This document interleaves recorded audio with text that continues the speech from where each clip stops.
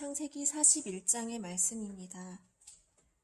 그로부터 2년이 지난 뒤 파라오가 꿈을 꾸었다. 그가 나일강 가에 서 있는데 잘생기고 살찐 암소 7마리가 나일강에서 올라와 갈대밭에서 풀을 뜯었다. 그런데 그 뒤를 이어 또 다른 못생기고 야인 암소 7마리가 나일강에서 올라와 강가에 있는 그 암소들 곁으로 가서 섰다. 그러고는 이 못생기고 야인 암소들이 잘생기고 살찐 그 7암소를 잡아먹는 것이었다. 파라오는 잠에서 깨어났다. 그는 다시 잠이 들어 두 번째 꿈을 꾸었다. 밀대 하나에서 살찌고 좋은 이삭 7이 올라왔다. 그 뒤를 이어 야이고 새바람에 바싹 마른 이삭 7이 솟아났는데 이 야인 이삭들이 살찌고 여문 그 7이삭을 삼켜버리는 것이었다. 파라오가 잠에서 깨어보니 꿈이었다. 아침이 되자 그는 마음이 불안하여 사람을 보내 이집트의 모든 요술사와 모든 현인을 불러들였다.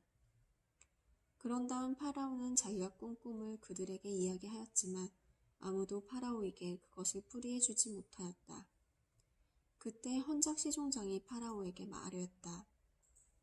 오늘에야 제 잘못이 생각납니다. 파라오께서는 당신의 종들에게 진노하시어 저와 제빵 시종장을 경호대장 집에 가두신 적이 있습니다.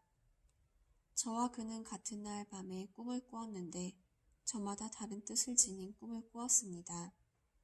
그때 거기에는 경호대장의 종인 젊은 히브리인이 저희와 함께 있었습니다. 저희가 그에게 말하자 그는 저희 꿈을 풀이하였습니다. 저희 각자의 꿈을 풀이해 주었던 것입니다. 그리고 그가 풀이한 대로 되었습니다. 저는 복직되고 제빵 시종장은 나무에 매달렸습니다. 그러자 파라오는 사람들을 보내어 요셉을 불러오게 하였다. 그들은 서둘러 그를 구덩이에서 끌어내어 수염을 깎고 옷을 갈아입혔다. 그런 다음 요셉은 파라오에게 들어갔다. 파라오가 요셉에게 말하였다. 내가 꿈을 하나 꾸었는데 그것을 풀이할 자가 하나도 없다. 그런데 너는 꿈 이야기를 듣기만 하면 그것을 풀이한다고 들었다. 요셉이 파라오에게 대답하였다. 저는 할 수 없습니다만 하느님께서 파라오께 상서로운 대답을 주실 것입니다. 파라오가 요셉에게 이야기하였다. 꿈에서 보니 내가 나일 강가에 서 있는데 살찌고 잘생긴 암소 7마리가 나일강에서 올라와 갈대밭에서 풀을 뜯었다.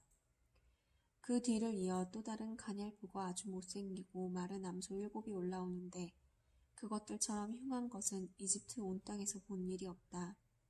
그런데 이 마르고 흉한 암소들이 먼저 올라온 그 살찐 7암소들을 잡아먹었다. 그러나 이렇게 잡아먹었는데도 그것을 알아볼 수 없을 정도로 여전히 그 모습이 흉하였다. 그러고는 내가 잠에서 깨어났다. 내가 또 꿈에 보니 밀대 하나에서 여물고 좋은 이삭 7이 올라왔다. 그런데 그 뒤를 이어 딱딱하고 야이고 새바람에 바싹 마른 이삭 7이 솟아났다.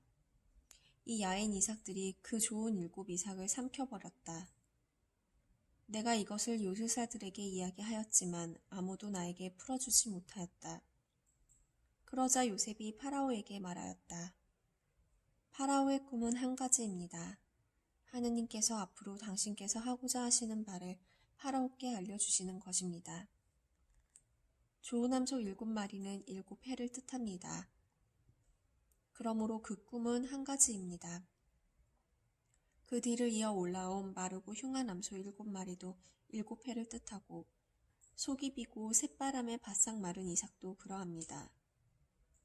이것들은 기근이 들 7해를 뜻합니다. 하느님께서 앞으로 당신께서 하고자 하시는 바를 파라오께 보여주시는 것이라고 제가 파라오께 아랜 바가 바로 이것입니다. 앞으로 오게 될 7해 동안 이집트 온 땅에는 태풍이 들겠습니다. 그러나 그 뒤를 이어 7해 동안은 기근이 들겠습니다.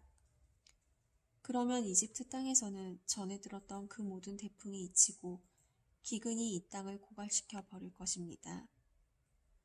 이렇듯 뒤따라오는 기근이 하도 심하여 이 땅에 태풍이 든 적이 있었다는 것을 아는 이조차 없을 것입니다. 파라오께서 같은 꿈을 2번이나 되풀이하여 꾸신 것은 하느님께서 이 일을 이미 결정하셨고 지체 없이 그대로 실행하시리라는 것을 뜻합니다. 그러니 이제 파라오께서는 슬기롭고 지혜로운 사람 하나를 가려내시어 이집트 땅을 그의 손 아래 두시는 것이 좋겠습니다. 파라오께서는 또 나라의 감독관들을 임명하셔서 태풍이 드는 7해 동안 이집트 땅에서 거둔 수확의 5분의 1을 받아들이게 하시는 것이 좋겠습니다. 이 사람들이 앞으로 올 좋은 시절 동안 모든 양식을 거두어 들이게 하시고 파라오의 권한으로 성읍들의 곡식을 쌓아 갈무리하게 하십시오. 이 양식은 앞으로 이집트 땅에 닥칠 7해 동안의 기근에 대비하여 나라를 위한 비축 양식으로 남겨두십시오. 그러면 이 나라는 기근으로 망하지 않을 것입니다. 파라오와 그의 신하들은 이 제안을 좋게 여겼다. 그리하여 파라오는 자기 신하들에게 말하였다. 이 사람처럼 하느님의 영을 지닌 사람을 우리가 또 찾을 수 있겠소? 그런 다음 파라오는 요셉에게 말하였다.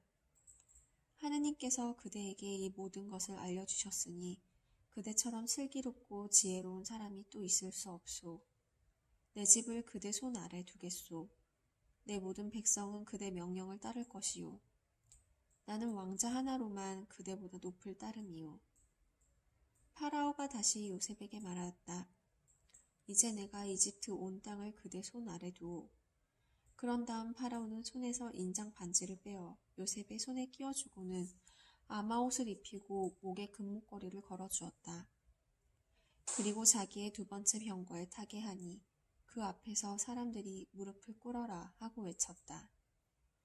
이렇게 파라오는 이집트 온 땅을 요셉의 손 아래 두었다. 파라오가 다시 요셉에게 말하였다. 나는 파라오요. 그대의 허락 없이는 이집트 온 땅에서 그 누구도 손 하나 발 하나 움직이지 못하오. 파라오는 요셉의 이름을 차프나 파네아라 하고 온의 사제 포티페라의 딸 아스낫을 아내로 주었다. 요셉은 이집트 땅을 살펴보러 나섰다.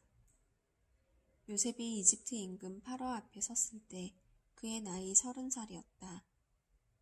요셉은 파라오 앞에서 물러나와 이집트 온 땅을 두루 돌아다녔다. 태풍이 든 7해 동안 그 땅은 풍성한 곡식을 내었다. 요셉은 이집트 땅에 태풍이 든 7해 동안 모든 양식을 거두어 성읍들에 저장하였다. 성읍마다 주위 밭에서 나는 양식을 그 안에 저장하였다. 이렇게 해서 요셉은 바다의 모래처럼 엄청난 곡식을 쌓아 헤아리는 것조차 그만두었다. 헤아릴 수가 없었던 것이다. 흉년이 들기 전에 요셉에게서 2 아들이 태어났다. 온의 사제 포티페라의 딸 아스낫이 그에게 낳아준 아들들이다.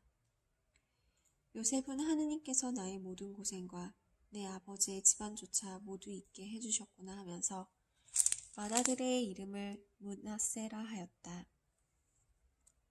그리고 하느님께서 내 고난의 땅에서 나에게 자식을 낳게 해주셨구나 하면서 둘째 아들의 이름을 에프라임이라 하였다. 이집트 땅에 들었던 7년 태풍이 끝났다. 그러자 요셉이 말한 대로 7년 기근이 시작되었다. 모든 나라에 기근이 들었지만 이집트 온 땅에는 빵이 있었다. 이집트 온 땅에 기근이 들자 백성이 파라오에게 빵을 달라고 부르짖었다. 그러자 파라오는 모든 이집트인에게 말하였다. 요셉에게 가서 그가 시키는 대로 하여라. 기근이 온 땅에 퍼지자 요셉은 곡식 창고를 모두 열고 이집트인들에게 곡식을 팔았다.